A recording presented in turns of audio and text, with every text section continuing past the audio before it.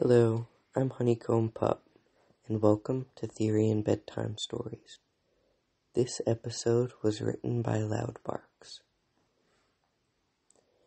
It was already late afternoon when I found myself calmly walking through a muddy forest path, not far away from where I had started my daily evening walk.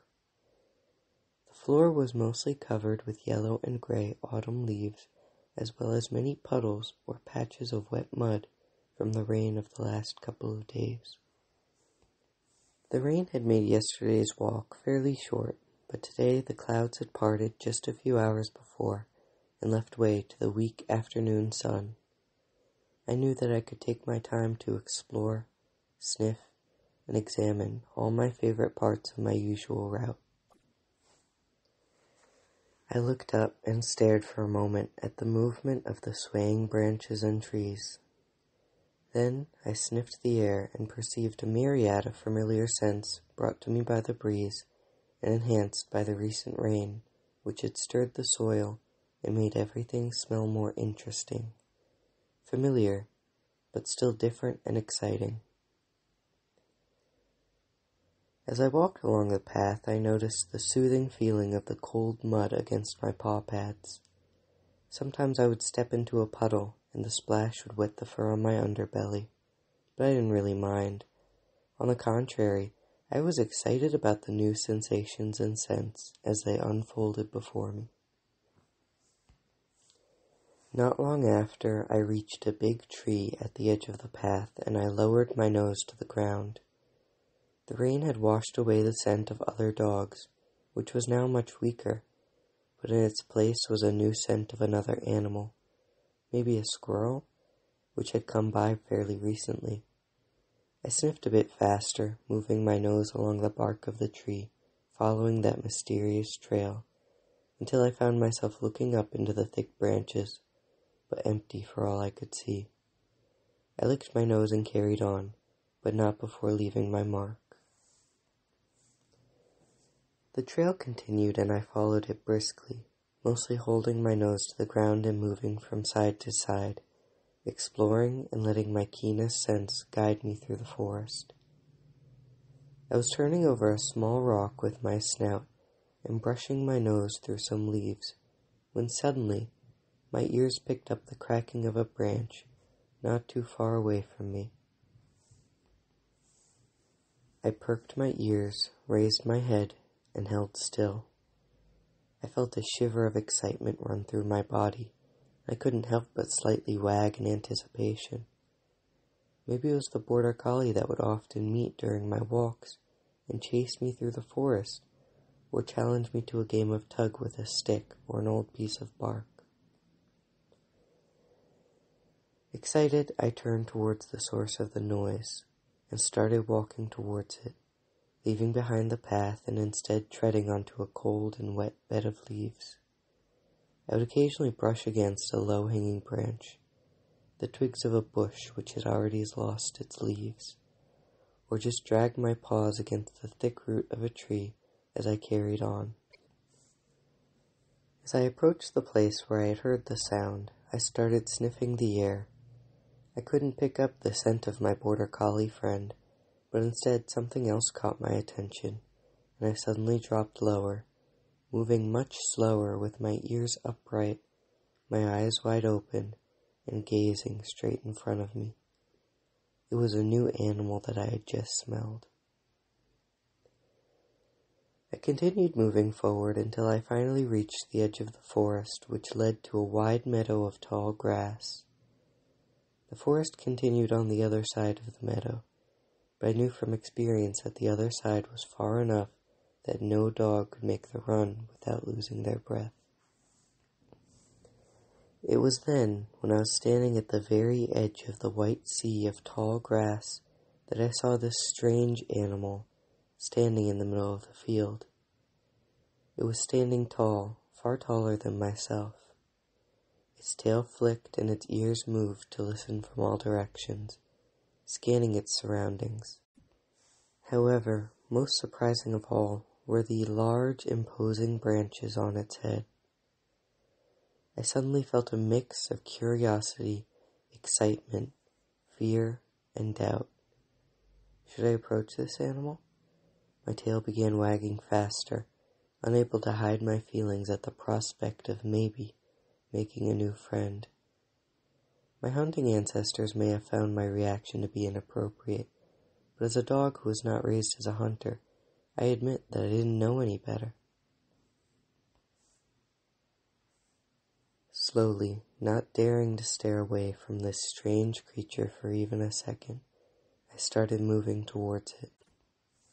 I kept wagging all along as I dove through the ocean of wet grass, which promptly damped my fur.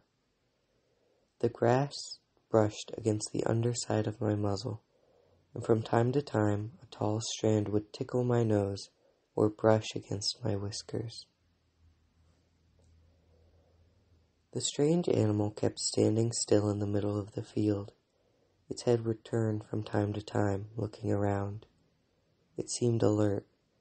As I kept watching and learning, something deep inside me told me that I was probably the reason this animal was alert. It was also exciting. As I moved forward, I could smell it better, the wind carrying its scent, and I couldn't wait to get to them. Unfortunately, I didn't make much progress. The autumn breeze kept blowing across the field, moving the tall grass and the leaves at the top of the trees in subtle waves. From time to time, the wind would change direction, and I could feel it brush against my tail, against the fur of my back, against the tip of my nose. It was then, after a light gust, that the animal turned their head towards me. Our eyes met for a brief instant, and they darted off. Did the wind carry my scent? Why were they running away? Immediately, I felt my muscles tense, and without a second thought, I ran after the forest animal. With the tall, wet grass brushing against my face, I couldn't help but give in to this overwhelming pull of my instincts, and dashed across the field as quick as my forelegs could take me. However, it was to no avail. As soon as I had started running, the tall animal with branches on their head leapt towards the far edge of the forest and crossed the wide distance in a few impressive strides. I couldn't help but feel fascinated by this display of speed and agility. When I finally reached the center of the field, my new friend was long gone, but I was standing right where they had stood. With my nose to the ground, I let the grass, soil, and small stones tell me the story of the creature that had been there a moment ago. How much time I spent circling around that patch of grass, and later on following that faint trail that they had left behind, I can't remember. With my muzzle, I pushed against the blades of grass, which was heavy due to its size, and with my nose I turned over small rocks here and there. Occasionally I would sniff over a place where I had already been, and notice the muddy paw prints that I left on the ground. After a long while, I finally took a break, scratched my right ear with my hind paw, and looked in the direction where I had come from. The wind was still blowing and painting long and powerful waves across the width of the field. However, this time I realized it wasn't just wind. I sniffed the air, faced the wind, and with my fur being blown flat against my body, I also felt small water droplets splattering against my face. It had started to rain again. And then finally, not a moment later, did I turn my ears as they picked up the sound of a high-pitched whistle far in the distance. They were calling for me.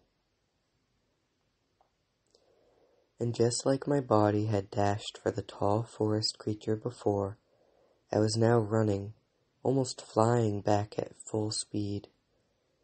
With my tongue slightly lolling out, I excitedly ran back through the field, through branches and piles of dry leaves at the edge of the forest, and finally back over the main path where my paws found the best grip. I even increased my speed a little bit for the final sprint.